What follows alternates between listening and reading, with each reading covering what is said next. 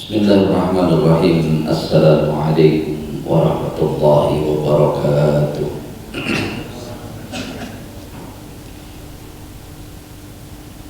Alhamdulillah.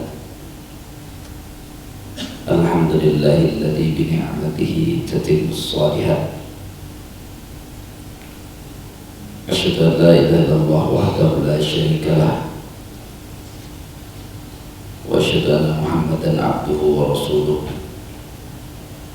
Allahumma shalli ala Muhammadin wa ala alihi wa sahbihi wa man tabi'ahu bi ihsanin ila yaumiddin, amma ba'd.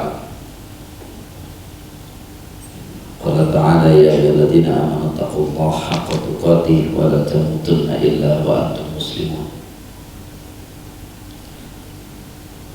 Jamaah sekalian rahimahullah, pertama tentu kita harus selalu bersyukur kepada Allah atas nikmat yang Allah berikan kepada kita.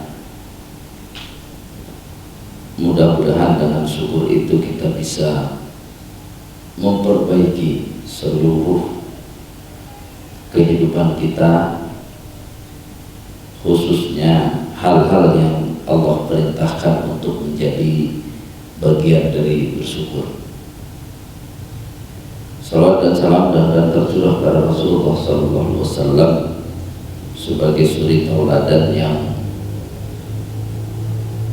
jelas, ya, satu-satunya tempat kita untuk belajar bagaimana bersikap, bertindak adalah Rasulullah SAW. Sebagaimana pesan Allah, laqad kana lakum fi Rasulillah uswatun hasanah. Jamaah sekalian, ada pesan khusus dari surat Al-Fatihah yang pesan itu kalau kita renungkan menjadi sesuatu yang khas yang harus dimiliki oleh kita, yakni perjalanan hidup kita ini yang sudah kita jalani, ibadah yang kita tekuni, amal solih yang kita miliki, itu harus menjadi pembeda antara seorang mukmin, seorang muslim dengan yang bukan mukmin dan bukan muslim. Sebenarnya ketika kita agama ini kita jadikan hanya melaksanakan sesuatu sebagai seorang muslim tanpa harus berani mengevaluasi, mengidentifikasi antara jalan kita dibandingkan dengan jalan non-muslim, mungkin lebih ringan. Tapi karena ada tugas untuk dibandingkan, maka menjadi ringan sebenarnya, tapi lebih serius lagi. Kenapa? Karena Allah Subhanahu wa Ta'ala memerintahkan kita di setiap hari, apalagi kita laki-laki yang tidak akan terkena haid, karena laki-laki kan tidak haid. Jadi selalu melaksanakan sholat minimal 17 kali sehari. Kita mengatakan siratal ladzina an'amta alaihim ghairil maghdubi alaihim waladdallin. Itu minimal 17 kali. Jadi ayat ini mengandung dua sisi yang harus kita pikul. Yang pertama adalah jalan Islam. Kita harus paham jalan Islam. Tapi ayat ini juga menyebut ghairil maghdubi alaihim waladdallin. Jalan yang harus kau lalui adalah jalan Islam, bukan jalan selain Islam. Nah, dalam kenyataannya banyak hidup kita ini ternyata lebih enak, kalau bicara enak ya, mengikuti ghairil maghdubi alaihim waladdallin daripada mengikuti siratal ladzina an'amta alaihim. Ibnu Katsir sendiri menyebutkan tentang siapa kelompok yang telah Allah beri nikmat. Nanti Ibnu Katsir menyebut surat An-Nisa ayat 69 yang di dalamnya disebut An-Nabiyyin, jalan para nabi, wasiddiqin, jalan orang-orang yang membenarkan nabi, sahabat-sahabat nabi, wasyuhada, orang-orang yang telah terbukti mati syahid, wassolihin, orang-orang yang saleh.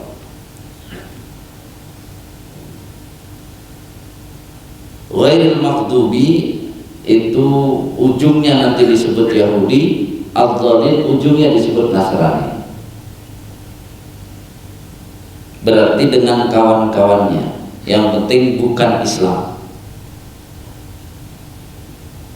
Jemaah sekalian, maka akhirnya untuk tahu bahwa kita sudah berbeda dengan yang bukan muslim, itu harus diperjelas. Karena yang saya sampaikan di khutbah waktu itu, orang musyrik itu, orang kafir itu, kata Allah dalam Al-Quran berdasarkan surat Az-Zukhruf 43 ayat 87, surat Al-Ankabut ayat 61, juga ayat 63. Dengan 3 ayat ini saja Allah sudah menjelaskan kepada kita bahwa orang kafir dan musyrik itu kenal Allah. Kenal Allah seperti apa? Wala in sa'altahum man khalaqahum la yaqulunna Allah. Wala in sahaltahum, dan sungguh jika engkau Muhammad bertanya kepada hum, mereka, siapa hum? Ya, al-musyrikun, orang-orang yang musyrik, orang-orang kafir itu, tentang pertanyaan tentang man khalaqahum, siapa yang menciptakan mereka, la yaqulunna Allah, mereka bisa menjawab, yang menciptakan kami itu Allah. Wala in sa'altahum man khalaqas samawati wal ard wa sakhkhara asy-syamsa wal qamara la yaqulunna Allah. Kalau ditanya kepada orang kafir musyrik tentang siapa yang menciptakan langit dan bumi, siapa yang menundukkan matahari dan bulan, sungguh mereka benar-benar akan menjawab yang melakukan itu semua adalah Allah.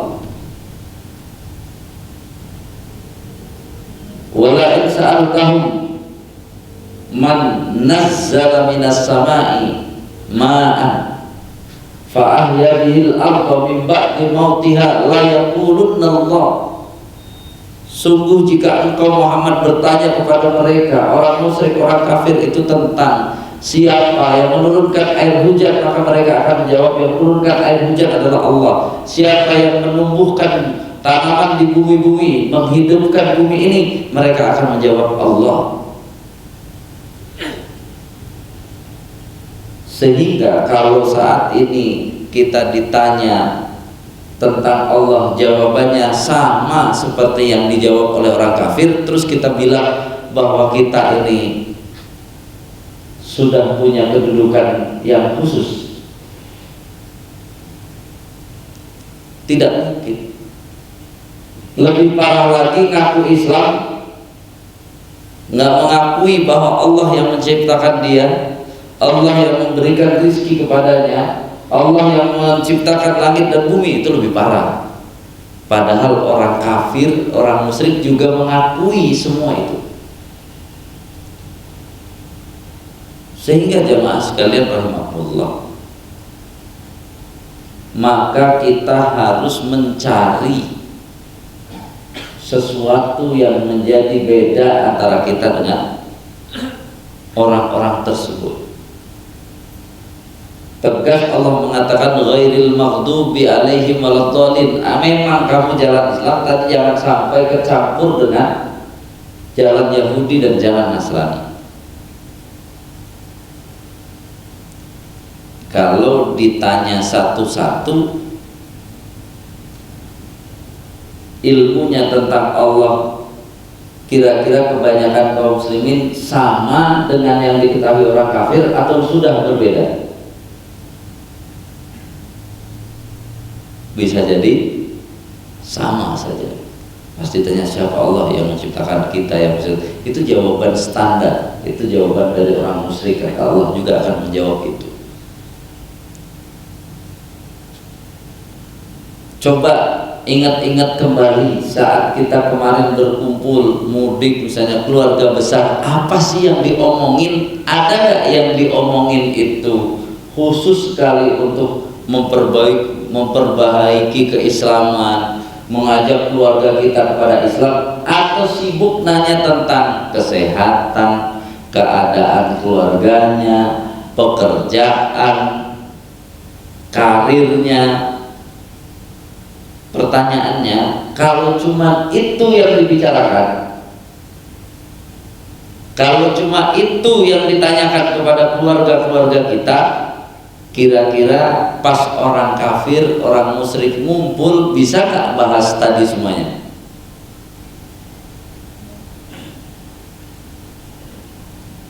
Terus nanya dong sama kita, diri kita, bedanya apa kalau gitu?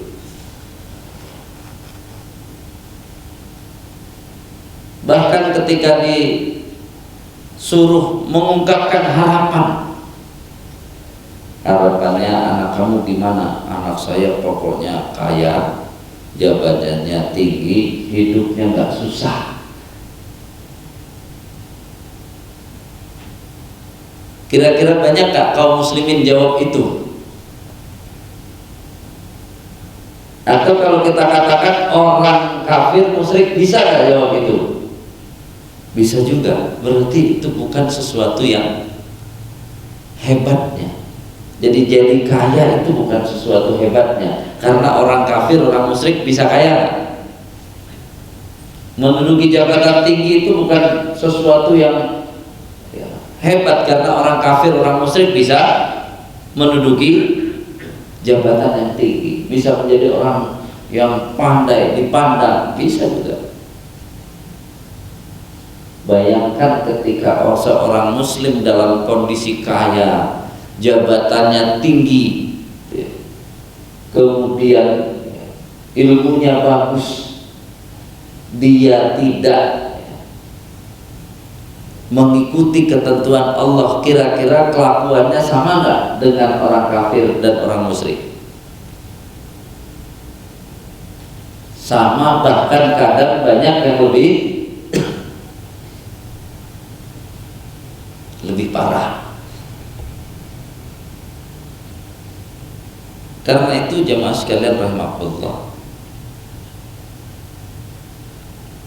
apa yang ditekankan oleh surat Al-Fatihah ini, itu seharusnya mulai menjadi usaha kita. Kita tulis semua yang Allah berikan kepada kita, yang juga diberikan kepada orang kafir, sehingga biar kita tahu sebenarnya yang sedang kita sebut, bisa jadi itu sesuatu yang kita cari-cari, sesuatu yang kita kejar-kejar, ternyata Allah kasih juga kepada orang kafir, orang musyrik. Sehingga kita perlu menanyakan kepada diri kita, apakah jalan yang umum-umum itu, jalan yang setara dengan apa yang dicapai orang kafir dan orang musyrik itu jalan khusus untuk masuk surga?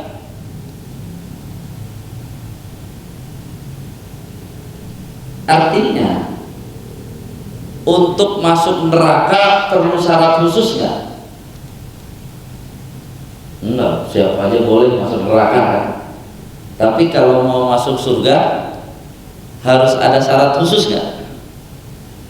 Harus ada. Maka dari sisi pemahaman kita, kira-kira kita harus setara dengan orang kafir dan musyrik atau harus lebih? Harus lebih. Jemaah sekalian rahimakumullah, maka ada lagi dalam hal ketakwaan ini yang hafalnya, yang suratnya rata-rata kaum muslimin hafal. Langganan surat kaum muslimin setelah Al-Fatihah biasanya apa? Surat yang adalah nomor 1 utamanya adalah Qul huwallahu ahad. Qul yang lain aja kadang-kadang nggak jadi langganan. Biasanya langganan berikutnya setelah Qul huwallahu ahad apa biasanya? Surat yang paling pendek, Inna a'tayna kal kautsar. Coba diingat-ingat, Al-Ikhlas dan Al-Kautsar itu sudah berapa rakaat Bapak pakai? Bisa kehitung nggak?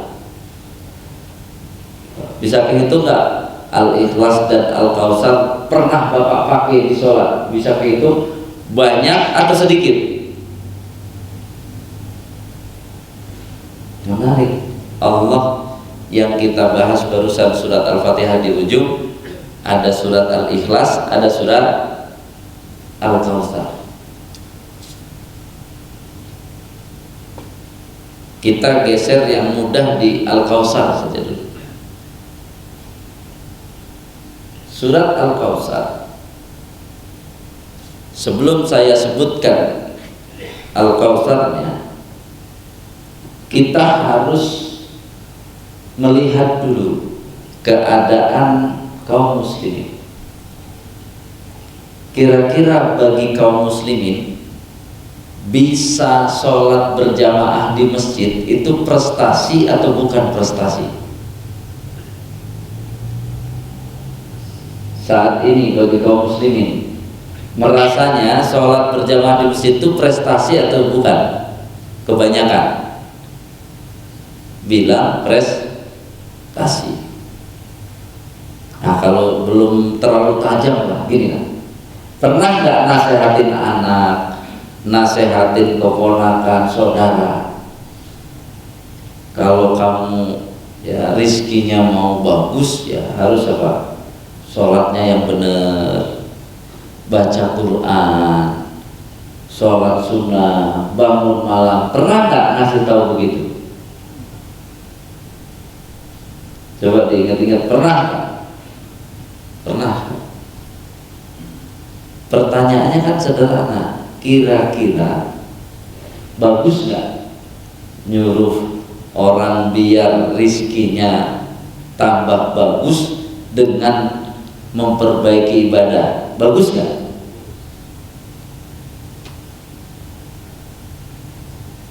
Kan kita harus membandingkan.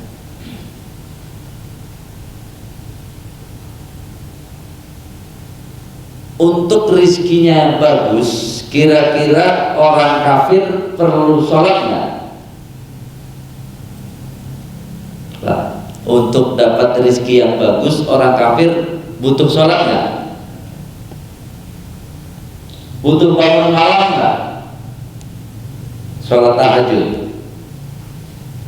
Butuh baca Quran nggak? Terus hebat mana kalau Bapak bilang agar rizkinya bertambah lancar menggunakan itu, sementara orang musyrik yang menyebutkan Allah semuanya miskin atau ada yang kaya?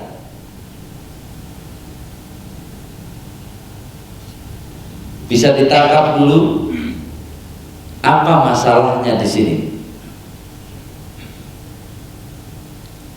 Ketika kita mengatakan ayo perbaiki ibadahnya dan sebagainya, dihubungkan dengan biar kehidupannya menjadi lebih baik, biar rizkinya menjadi lebih bagus itu kalau dibandingkan dengan surat Al-Kautsar, kebalik atau tidak kebalik?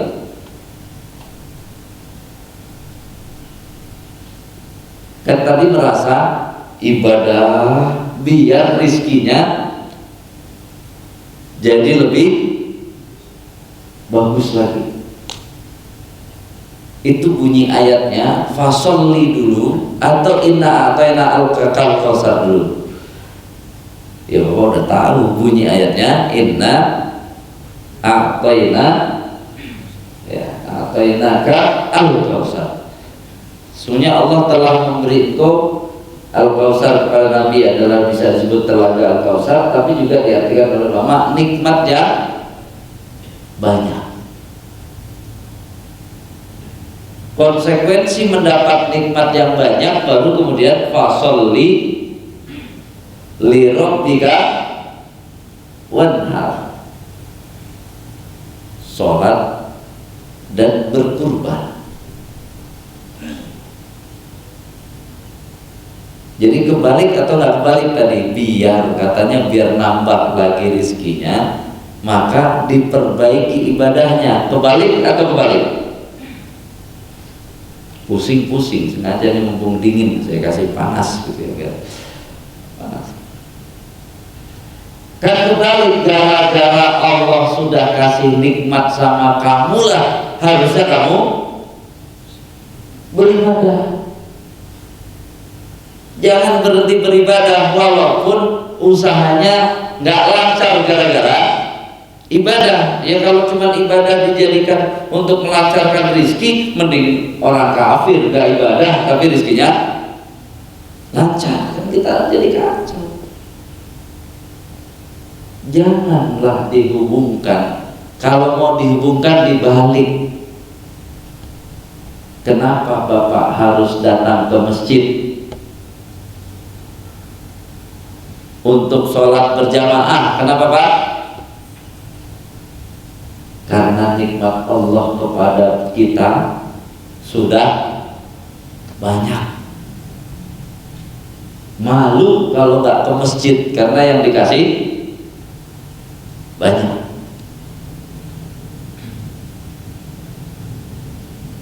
Kalau nggak dikasih rizki masih susah, wajib nggak ke masjid?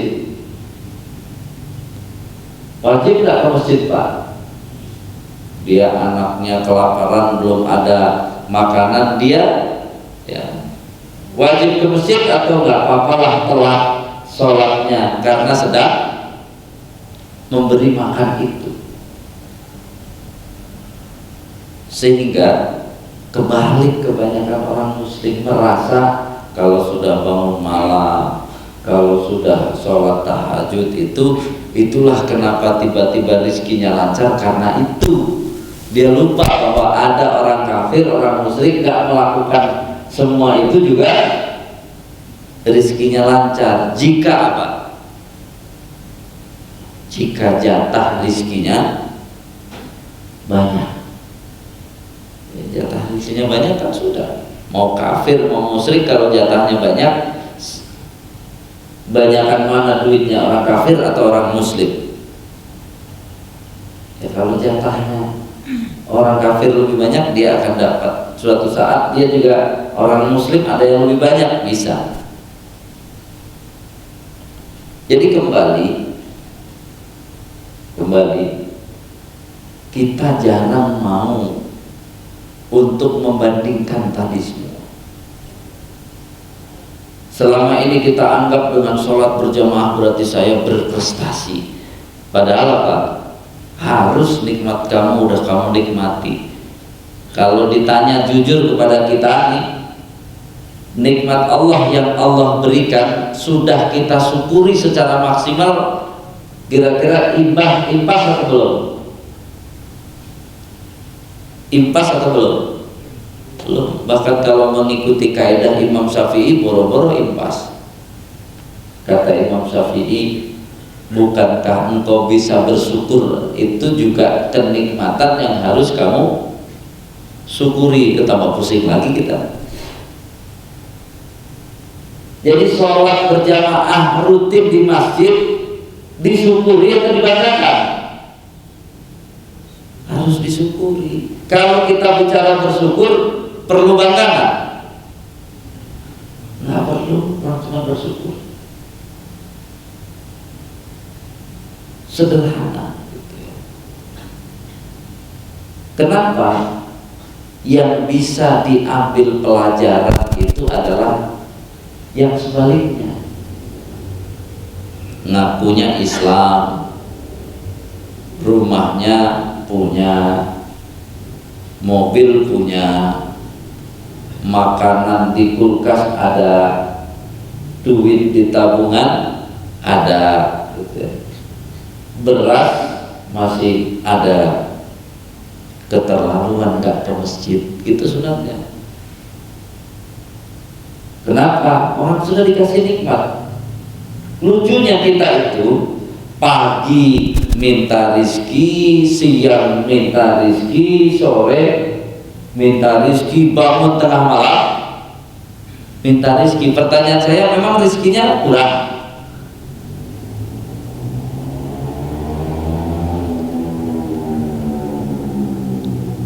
Padahal Nabi sudah wanti-wanti kalau minta itu jangan cuma rizki. Permintaan Nabi pagi hari kan 3 kan? Allahumma inni as'aluka, nomor 1 rizki atau ilmu? Ilman nafi'ah. Baru yang kedua rizqan thayyiban. Yang ketiga amalan mutaqabbalan. Jadi amal yang bisa kita sebut prestasi itu amal apa? Amalan mutaqabbalan. Saya tanya, kalau sudah 30 tahun Bapak rutin ke masjid sholat berjamaah, kira-kira sudah bisa jadi prestasi atau belum?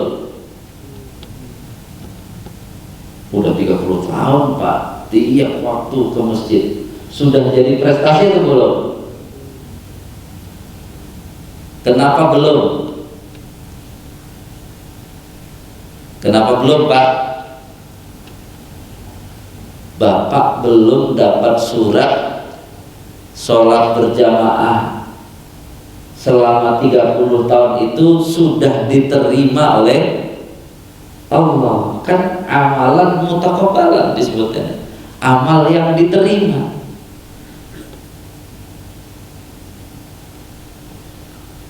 Bahasa makan, bilnya udah dikasih nih, udah diterima. Oh, kalau itu silahkan, boleh bangga Pak kalau udah diterima.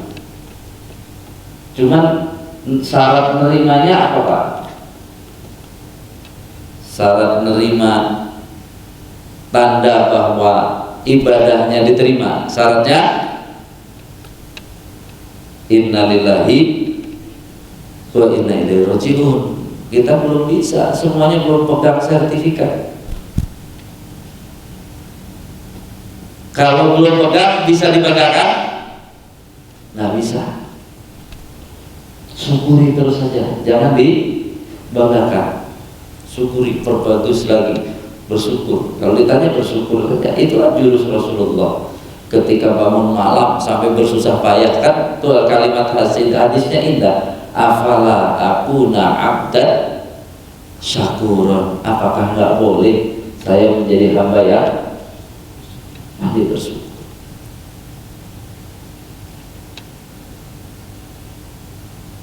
Zakat, infak, sodakoh itu kebanyakan orang menganggap prestasi atau konsekuensi. Kebanyakan bilang prestasi. Padahal namanya zakat itu kira-kira bisa mengeluarkan zakat atau tidak kalau Allah tidak memberi hartanya? Nggak bisa. Berarti zakat itu cuma apa? Membayarkan doang kan? Atau memberikan doang. Kita bukan mencari uang untuk zakat. Kata Allah, zakat itu tinggal dibayarkan. Berarti hartanya udah dikasih belum kepada Allah kalau yang wajib zakat? Sudah, tinggal ngeluarin doang.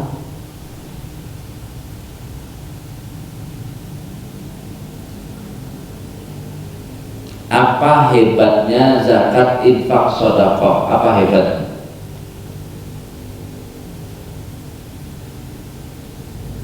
Kita tinggal bilang sebenarnya nggak ada hebatnya.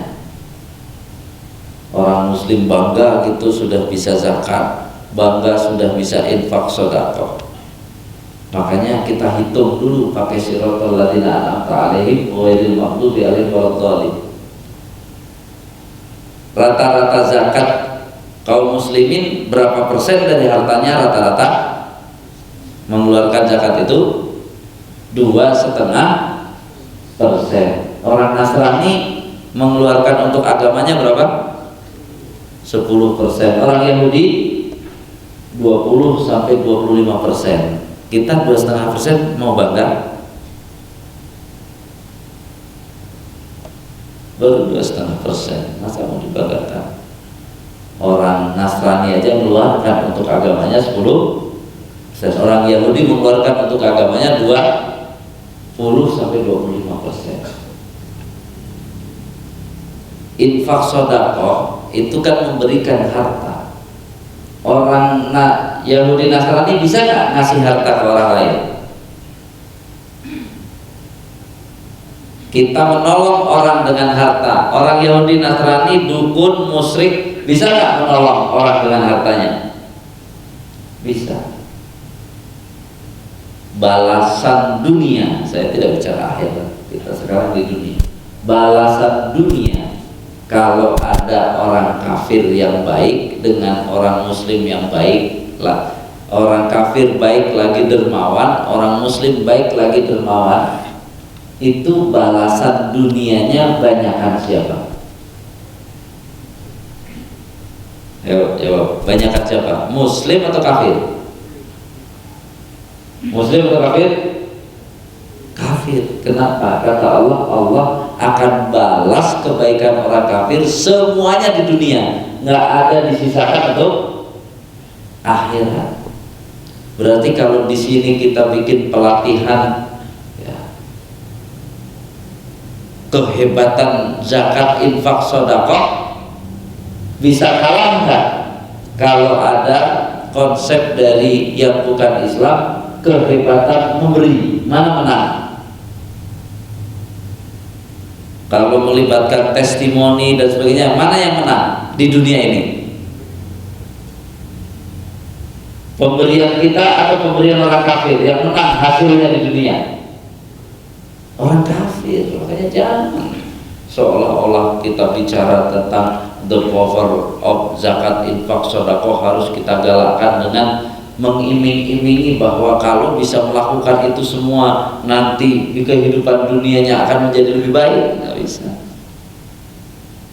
Tapi dia pas melihat, orang awamnya melihat, kok balasannya banyakan yang Yahudi Nasrani, ngikut sana aja. Oh bahaya jadinya. Karena sesuatu yang bukan ciri khas jangan dijadikan ciri khas. Kembali lagi yang bisa diambil pelajaran apanya? Orang zakat, infak, sedekah itu yang bisa diambil pelajaran biar semangat untuk keimanan dan keislamannya tinggi. Apanya yang bisa diambil pelajaran? Ya seperti tadi, yang negatifnya yang dijadikan pelajaran. KTP kamu Islam, ngakunya Islam, masa nggak zakat? Nggak malu sama orang kafir yang dia dibilang kafir saja ngeluarkan 10% untuk agamanya, bahkan ada yang 20 sama 25%. Baru mantep. Kenapa kamu zakat? Malu atau malu sama semua? Malu juga sama orang kafir. Ada orang muslim nggak mau infak, sedekah, nggak mau wakaf, nggak bakhil, harus diambil pelajaran. Malu. Ada nggak koruptor yang baik? Ada juga koruptor yang maksudnya baik, dermawan. Ada nggak koruptor dermawan? Terus kalau ada orang muslim pelit, masa dia kalah sama koruptor? Jadi cari kekhususannya yang membuat kita apa? Maju terus pantang mundur. Bapak hebat banget, zakatnya sekian, wakafnya sekian. Kita cuma bilang hebat gimana? Nggak hebat. Malu kalau kita nggak melakukan, kalau memang ada. Ini bukan pesan panitia pembangunan masjid ya Pak, nggak ada ngobrol. Ya, pembangunan masjid nggak ada ngobrol, tapi saya cuma bilang bahwa Pak, kalau lihat lagi KTP-nya coba baik, Islam atau bukan KTP-nya Pak? Tanya pada jamaah, KTP-nya Islam semua nggak? Kan gitu, Islam semua. Malu kalau tidak zakat, infak, sodako, wakaf, malu atau kalau boleh nggak malu kalau memang tidak punya gitu. Kalau punya harus malu, kan sederhana sebenarnya. Sehingga kalau mau tahu kenapa sahabat Nabi itu mau dipuji kayak apapun, setan tidak bisa menggoda, karena mereka merasa yang dipujikan untuknya itu bukan prestasi tadi. Dia bilang ini sekedar apa? Sekedar konsekuensi logis yang harus saya lakukan. Kalau Allah sudah titip harta ke saya sudah sampai nisab, ya harus apa? Keluarkan zakatnya. Kenapa? Malu-maluin Islam, malu-maluin diri sendiri kalau nggak keluar zakatnya. Jadi siratal ladzina an'amta 'alaihim ghairil maghdubi 'alaihim waladdallin itu hebat. Kalau kita jadikan apa? Penyemangat gitu. Kita harus semangat. Sholat berjamaah semangat, sholat sunnah bersemangat. Kenapa? Pengen bersyukur. Sholat duha semangat. Jadi jangan mintanya ternyata kalau saya mau pergi ke Mekah, titip doa apa? Titip ya mudah-mudahan rezekinya lancar. Sebenarnya rezeki itu mau lancar nggak lancar dijatah nggak sih? Mau bahasanya lancar nggak lancar, rezeki itu dijatah apa? Dijatah. Kenapa jadi kita yang sudah dijatah minta mulu? Kalau ilmu yang bermanfaat dijatah nggak? Dijatah apa? Memiliki ilmu yang bermanfaat nggak dijatah. Kenapa Bapak tidak minta? Makanya Nabi itu permintaan 3 itu indah. Ilmu yang bermanfaat, rizki yang baik. Jadi bukan sekedar rizkinya banyak, rizkinya baik. Sehingga apa? Amalnya pun hebat kualitasnya. Jadi rizki itu, rizki yang baik itu akan menopang ilmunya bermanfaat dan akan menopang ibadahnya lebih bagus. Sehingga jemaah sekalian rahimahullah, maka kenapa hari ini agama kita itu lambat banget berkembangnya? Karena semua orang hari ini kalau dapat dari kajian itu amalan, senangnya minta ampun langsung diamalkan. Siapa yang menjodohkan seorang laki-laki dan perempuan setelah berjodoh itu sampai menikah, maka katanya dapat hadiah istana di surga. Istana di surga itu kan rizki bagi orang yang beriman. Maka akhirnya langsung semangat. Kalau gitu, siapa yang masih punya anak gadis, siapa yang punya itu, saya jodoh-jodohkan biar dapat banyak istana di. Apakah kayak gitu? Apakah sesederhana itu? Akhirnya karena saking semangatnya pengen dapat istana surga, dibujukin aja, padahal katanya kurang cocok, dibujukin aja yang penting jadi. Itu namanya memaksakan menginginkan dapat imbalan istana di surga, memaksakan orang yang belum jelas langsung dijodohkan. Masih lebih bagus itu biro jodoh yang apa? Perempuannya udah datang ke sini, ke biro jodoh, datang ke sini untuk belajar menjadi wanita dan istri yang baik. Nanti ketika ada seorang suami yang calon suami yang mau minta jodoh, ya udah datang ke sini belajar menjadi suami yang baik, belajar menjadi ya kepala rumah tangga yang baik. Nah, kalau sudah masuk datanya, interaksi pelajaran bisa sebulan, 2 bulan, 3 bulan, kan ketahuan dua sifat, ini sama ini kayaknya cocok nih, coba dipertemukan, itu baru hebat, itu akan bisa dapat istana di surga. Karena apa? Dipelajari dulu secara psikologisnya, dicari perjodohannya, komunikasinya kayaknya cocok nih, gitu. Bisa begitu. Nabi itu kan kalau namanya bicara menjodohkan, pertanyaannya asal beli seperti kucing dalam karung, hanya garansi kita tahu dia baik, atau Nabi itu sudah kirim intelijen. Nabi itu kan kalau mau apa-apa sudah kirim apa? Intelijen. Si fulan mau butuh nasihat, kira-kira Nabi sudah tahu belum si fulan ini siapa yang akan minta nasihat? Sudah tahu, kirim. Kalau belum tahu, dikirim dulu yang disuruh untuk menyelidiki. Minimal tinggal panggil siapa Pak? Hudzaifah yang megang rahasia semua orang, panggil Hudzaifah aja. Ini si fulan siapa? Bisa keluar datanya. Jadi kita ini ngaji untuk banyak, beramal banyak, tapi lupa mengisi pondasinya, sehingga berlarut-larut. Orang bangga dengan amalnya, kan udah wassalam kalau sudah bangga dengan amal. Makanya nanti ada proses yang kita inginkan, interaksi antara kita dengan asma Allah yang harus kita lakukan. Jadi kajian kita bisa kita sinkronkan, karena dalam surat Al-Fatihah itu kan ada Ar-Rahman, Ar-Rahim, kemudian Al-Malik, yang di situ harus kita pahami.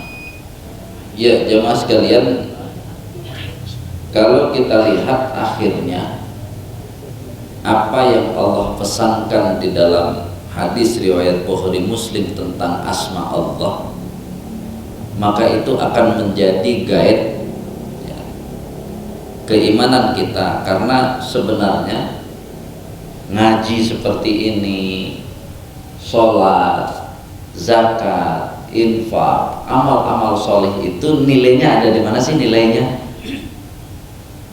Nilainya ada di dalam kebersamaannya dengan Allah atau tidak. Kalau ada orang sholat walaupun 1000 rakaat tapi dia tidak sedang bersama Allah, kira-kira sholatnya bernilai atau tidak? Pasti tidak. Bahkan dengan cara memandang keimanan yang benar itu akan kita tahu mana lebih berat, ya, mana lebih berat untuk lulus, berhasil bangun malam sebulan penuh dengan 1 hari nggak bangun malam. Mana lebih mudah selamat di hadapan Allah? Sengaja kita bikin agak panas pikirannya, karena memang keimanan jalan Islam itu Pak, ihdinas siratal mustaqim. Sirat itu artinya jalannya luas, mustaqim itu lurus, hidayah itu cahaya. Berarti sudah apa? Lurus, luas, terang. Kalau Bapak ditanya sesuatu masih remeng-remeng, Bapak belum tahu jalan Islamnya. Jadi mana lebih apa kita sebut, lebih bisa diandalkan oleh kita? Kira-kira yang 1 bulan penuh qiyamul lail atau 1 hari nggak bangun qiyamul lail. Tapi jangan disimpulkan sekarang, ini untuk bobot materi yang akan datang juga. Jangan dipikir sekarang. Mana lebih mudah? Oh, bapak-bapak senyum-senyum dulu. Kalau jawab tuh jangan takut bener, ya jangan takut salah, takut bener gitu. Jawabannya lebih berat menjaga adalah sebulan penuh bangun malam. Karena bisa timbul bangga, itu Allahnya bisa hilang. Tapi jangan bilang, mending saya dong Ustadz nggak pernah bangun malam, kacau kalau itu mikirnya. Salah, maksudnya bukan itu. Nanti kalau kita sudah ajarkan engkau bangun malam dengan engkau tidak bangun malam, itu 2 peluang mendapat pahala yang sama besarnya kalau kita ngerti keimanannya. Nanti kalau pakai bahasa Asmaul Husna, tinggal yang kamu temui Allah beda sifatnya saja. Kalau bapak bangun di tengah malam, maka sudah melakukan amal-amal solih sebanyak-banyaknya, tinggal ketemu dengan Allah As-Sami Al-Alim. Karena bapak harus memohon kepada Allah, Rabbana taqabbal minna innaka antas Sami'ul Alim. Tadi 1000 rakaat kalau ada yang sholat semalam penuh, kalau nggak diterima oleh Allah, ada nilainya? Nggak ada. Pas bapak nggak bangun, merasa sedih, banyak istighfar, mohon ampun, tuh kan lebih keren lagi, dia langsung sadar. Kenapa kalau ya lebih bisa aman tidak bangun daripada sebulan bangun? Karena orang merasa pas sebulan bisa bangun malam, dia tidak merasa itu ujian. Bangun malam bisa beribadah, dia menikmati karena seolah-olah prestasi, padahal itu ujian atau prestasi? Ujian. Namanya ujian itu kalau tidak sadar sedang diuji, gampang lulus atau gampang gagal? Gagal, dia nggak merasa sedang diuji. Tapi begitu bapak nggak bangun, merasa nggak sedang diuji? Merasa banget. Ternyata lebih mudah lulus yang tidak bangun malam daripada yang bangun malam. Tapi kalau gitu saya mulai nanti malam nggak bangun malam, Pak Ustadz. Bukan. Tugas kita kalau sudah bangun malam, mulai dipoles pondasinya. Jangan biarkan dia sendiri bangun malamnya. Saya harus bangun malam dan harus ketemu Allah. Mau sekampung, mau pasangan hidup mau bilang bapak hebat banget setiap malam bangun, kita bilang nggak hebat, karena saya nggak tahu sudah diterima atau belum diterima oleh Allah. Jangan dibilang hebat. Ketika merasa hebat, setannya masuk, jadi nggak hebat lagi. Itu contoh pembahasan yang akan datang, termasuk kerja yang kita dapat dari orang kafir. Kerja inilah, dengan bekerja inilah Allah datangkan rizki. Itu konsep orang kafir, hati-hati. Orang muslim nggak seperti itu. Balik lagi, jangan hari ini, insya Allah pada pertemuan yang akan datang kita bisa bahas itu, biar nanti kita terheran-heran. Saya sudah pensiun Pak Ustadz, nggak ngerti kedudukan kerja di hadapan rizki, nggak ngerti kedudukan kerja di hadapan Allah yang Maha Razak. Memang kemana saja kita belajarnya? Mudah-mudahan Allah ya bukakan hati kita, pikiran kita, sehingga kita mendapati ilmu Islam itu tadi. Ilmu Islam itu harus luas, ya, kemudian lurus dan terang benderang, yang akhirnya setan tidak bisa membelokkan. Kalau hari ini keislaman kita masih banyak gelap, belok-belok lagi, itu bahaya. Kita sangat mudah, nggak digoda setan aja bisa belok sendiri, dia bisa sesat sendiri. Ini yang saya maksud merajut kembali keimanan. Memang harus kita rajut nih biar keimanan ini. Ada Allah wa iyyakum ajmain. Ada pertanyaan? Nggak ada.